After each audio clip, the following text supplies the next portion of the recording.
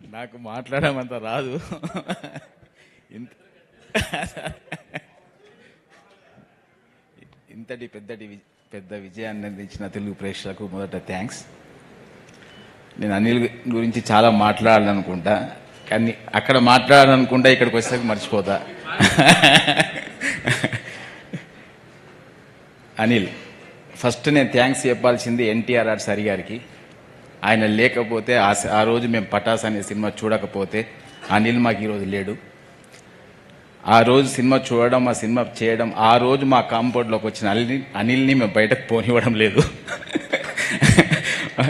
మేమంటే అంత ఇష్టమేమో, ఆయన కూడా పోవాలనుకోవడం లేదు.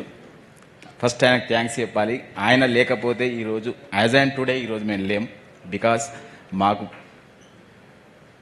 జరిగిన ప్రాబ్లంకి ఎప్పుడు అనేవాడు అనిల్, సినిమా షూటింగ్ జరుగుతున్నప్పుడల్లా, సార్ ఈ సినిమా మీ టోటల్ ప్రాబ్లం సాల్వ్ చేస్తుంది అని. పైన తదాస్తు దేవతలు అన్నారేమో, నిజమేమో, ఈరోజు నిజమైంది. మేం బావిలో పడిపోతున్నామని ఎంతమంది సంతోషపడుతున్నా, అక్కడ పడ్డామనే లోపాలని పక్కన చూసుకుంటే వాళ్ళ పక్కన ఉన్నాం. ఆ credit goes to only Anil. Thank you very much Anil. Venkatesh గారు నిర్మాతల హీరో, ఆయన ఎప్పుడు ఇలా కాలర్ ఎగిరేస్తూ నడుస్తుంటాడు. అది ఓన్లీ నిర్మాత సన్గా ఆయన ఎప్పుడు నిర్మాత క్షేమం కోరుకుంటాడు కాబట్టి ఇప్పటికైనా కాలర్ ఎగిరేస్తూనే ఉన్నాడు. Thank you sir, thank you very much. Thank you so much Sirish గారు.